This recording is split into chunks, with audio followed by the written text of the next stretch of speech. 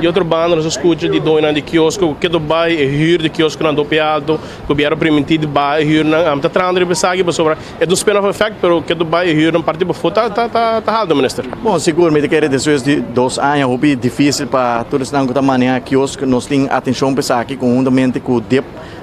apa tá ribando conversação para o axi apa também toma over e manejo de quiosco não, pero não tem uma decisão final ainda e uma vez se esse caso com apa toma over e manejo nós lo vai em negociação com todos não que manejar e quiosco não aqui para o axi que tá tarifa que tá aceitável para não, pero também que tá criar entrada na necessário de parte apa de caso aí para assim assim manutenção necessário para lo que botar lo que boquear tá para que dar assim inversão como país tem boa infraestrutura para turismo que está bem,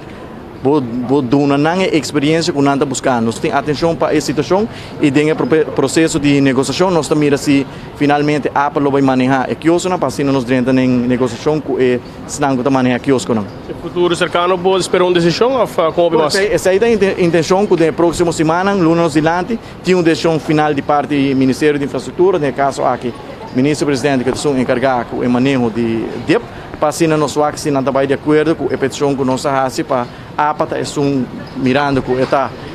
dilante e o esta é promessa de cruzeiro para assim nós lo vai manejar, me visa nós a APA lo vai manejar quiosco não.